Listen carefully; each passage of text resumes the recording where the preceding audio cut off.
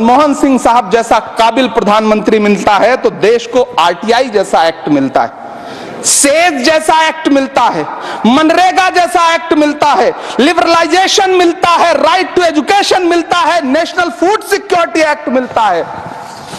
लेकिन जब देश को सौगातें मोदी मिलती है तो क्या मिलता है? सीए मिलता है, फॉर्म्स लॉ मिलता है, आर्टिकल 370 मिलता है, इलेक्टोरल बॉन्ड जैसा एक्ट मिलता है और वक्फ अमेंडमेंट एक्ट जैसे बिल देश को मिलते हैं। मुझे तो अपने हमवतन भाइयों से पूछना है कि आपको अपने बच्चों की तरक्की, खुशहाली और नौकरी की दरकार है या फिर मुसलमानों की दान की गई जमीनों को लूटकर धन्ना सेठों को देने की साजिश करने वाले कानून की? इबादतों की तरह मैं ये काम करता हूं, अपने फर्ज को झुककर सलाम करता हूं, फिर भी आप खिलाफत कर रहे हैं तो तेरी मुखालफत से निखरती है शख्सियत मेरी। मैं सियासी दुश्मनों का भी बहुत एहतराम करता हूं। तो इस एहतराम के साथ मैं अब आगे का बयान शुरू करता हूं और मैं ये बताना चाहता हूं कि एक बड़ी सिंपल सी बात है जो अभी माननीय नड्डा जी ने भी कहा। दुनिया के तमाम मुस्लिम देश बता दिए, इस्लाम की धर्म स्थली सऊदी अरब, सबसे बड़ा मुस्लिम देश इंडोनेशिया, जहां खलीफत रही वहां टर्की, और जहां आईएसआईएस का इलाका वहां इराक और सीरिया, वहां कहीं भी कुछ भी नहीं है ऐसा, फिर भी हमारे यहां क्यों है कैसा? तो मैं कहना चाहूंगा सभापति महोदय, एक हिंदी में कहावत होती है, नया मुल्ला प्याज ज्यादा खाता है, परंतु यहां तो जो गैर मुल्ला प्याज बहुत खा रहा था और इतना खा रहा था कि आंसू निकल रहे थे गरीब मुसलमान के भी और देश के भी। नफरत और ठसक से नहीं चलती है, अकड़ से नहीं चलती है, उसमें सबकी हिस्सेदारी जरूरी है।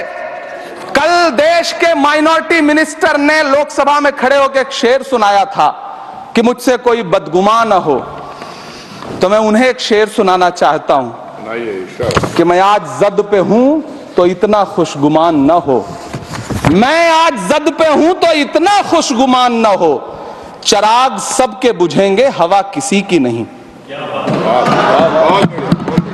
नीतीश कुमार जी हो, चंद्रबाबू नायडू जी हो, चिराग पासवान जी हो, जयंत चौधरी जी हो, देवे गौड़ा जी हो, जीतन राम मांझी जी हो, सबको समझना पड़ेगा कि जब जंगल में आग लगती है तो न वो बरगद बचते हैं जो हवा को आंधी में तब्दील करते हैं, न वो बांस बचते हैं जो आपसी रगड़ से चिंगारी पैदा करते हैं। हमने ईमानदारी से मुस्लिम समाज के कल्याण के लिए बात की है, क्योंकि एक तरफ खड़ा हुआ है ईमानदार मुसलमान जो शराफत के साथ ईमान को गले से लगाए हुए है, और दूसरी तरफ कुछ चंद सरमाएदार हैं जो उस अमानत में खयानत करके शरारत के साथ उसके झंडा बरदार बनना चाहते हैं। तो यह मुकाबला किसके बीच में है? यह शराफत अली और शरारत खान के बीच में मुकाबला है। हमारी सरकार शराफत अली के साथ खड़ी है, हमारी गरीब मुस्लिम के साथ खड़ी है।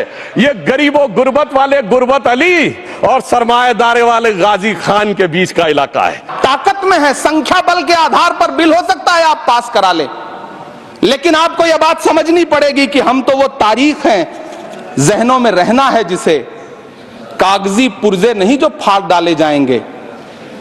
जिस जमीन पर मैं खड़ा हूं ये मेरी पहचान है। आप आंधी हैं तो क्या मुझको उड़ा ले जाएंगे? आपको यह बात समझनी पड़ेगी। आपको अगर इतना विपक्ष की तरफ से पहले जेपीसी में इतने सारे पॉइंट्स आए और उसके बाद कल से लोकसभा में और राज्यसभा में सुझाव आप सुनने को तैयार नहीं है, लोगों की शंका को दूर करने के बारे में आप बिल्कुल सोच नहीं रहे, बस आप कह रहे हैं यह बिल उम्मीद की नई किरण है। नहीं साहब, इसे भले किरण जी लेके आए हैं लेकिन ये उम्मीद की नहीं बल्कि नाउम्मीदी की किरण है। सरकार ने नाम दिया है इसको, उम्मीद नाम दिया है, और ये उम्मीद है किसके लिए? उस ईमानदार मुसलमान के लिए और देश के हर खासो आम के लिए ये उम्मीद है। मगर सभापति महोदय, कुछ लोग वो हैं जो उम्मा का ख्वाब पाले हुए थे। उम्मा शायद हमारे बहुत से लोग समझते हो ना समझते हो, पूरी एक एंटायर जो इस्लामिक खलीफत और राज होता है उसको उम्मा कहते हैं। उम्मीद वालों को तो उम्मीद की नई रोशनी दिख रही है, उम्मा वालों की उम्मीद पे पानी फिर रहा है।